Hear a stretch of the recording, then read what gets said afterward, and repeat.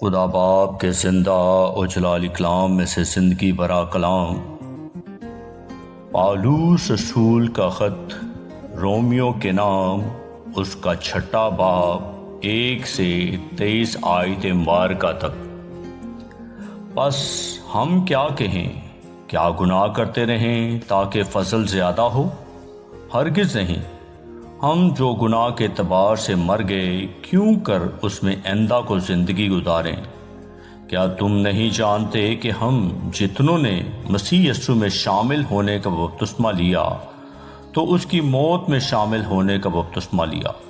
بس موت میں شامل ہونے کے بپتسمہ کے وسیلہ سے ہم اس کے ساتھ دفن ہوئے، تاکہ جس طرح مسیح باپ کے جلال کے وسیلہ سے مردوں میں سے جلایا گیا، اسی طرح ہم بھی نئی زندگی میں چلیں۔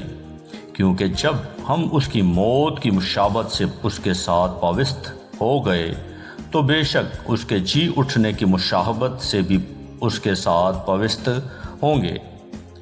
چنانچہ ہم جانتے ہیں کہ ہماری پرانی انسانیت اس کے ساتھ اس لیے مسلوب کی گئی کہ گناہ کا بدن بیکار ہو جائے، تاکہ ہم آگے کو گناہ کی غلامی میں نہ رہیں، کیونکہ جو ہوا وہ گناہ سے بری ہوا۔ بس جب ہم مسیح کے ساتھ موئے تو ہمیں یقین ہے کہ اس کے ساتھ جئیں گے بھی، کیونکہ یہ جانتے ہیں کہ مسیح جب مردوں میں سے جی اٹھا ہے تو پھر نہیں مرنے کا، موت کا پھر اس پر اختیار نہیں ہونے کا، کیونکہ مسیح جو ہوا گناہ کے اعتبار سے ایک بار ہوا، مگر اب جو جیتا ہے تو خدا کے اعتبار سے جیتا ہے۔ اسی طرح تم بھی اپنے آپ کو گناہ کے اعتبار سے مردہ مگر خدا کے اعتبار سے مسیح یسوع میں زندہ سمجھو۔ بس گناہ تمہارے فانی بدن میں بادشاہی نہ کرے کہ تم اس کی خواہشوں کے تابع رہو، اور اپنے اعضاء ناراستی کے ہتھیار ہونے کے لیے گناہ کے حوالے نہ کیا کرو، بلکہ اپنے آپ کو مردوں میں سے زندہ جان کر خدا کے حوالے کرو، اور اپنے اعضاء راست بازی کے ہتھیار ہونے کے لیے خدا کے حوالے کرو، اس لیے کہ گناہ کا تم پر اختیار نہ ہوگا، کیونکہ تم شریعت کے ماتحت نہیں بلکہ فضل کے ماتحت ہو۔ پس کیا ہوا؟ کیا ہم اس لیے گناہ کریں کہ شریعت کے ماتحت نہیں بلکہ فضل کے ماتحت ہیں؟ ہرگز نہیں۔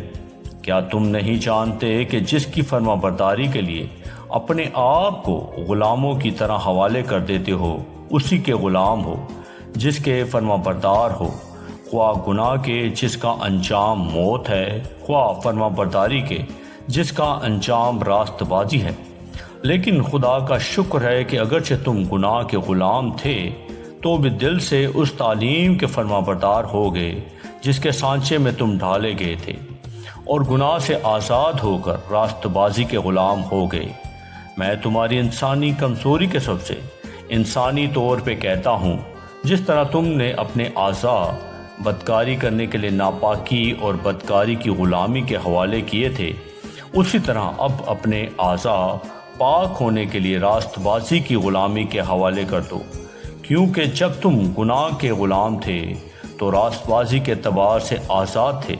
بس جن باتوں سے تم اب شرمندہ ہو، ان سے تم اس وقت کیا پھل پاتے تھے، کیونکہ ان کا انجام تو موت ہے، مگر اب گناہ سے آزاد اور خدا کے غلام ہو کر تم کو اپنا پھل ملا، جس سے پاکیزگی حاصل ہوتی ہے، اور اس کا انجام ہمیشہ کی زندگی ہے، کیونکہ گناہ کی مزدوری موت ہے، مگر خدا کی بخشش ہمارے خداوند مسیح یسوع میں ہمیشہ کی زندگی ہے۔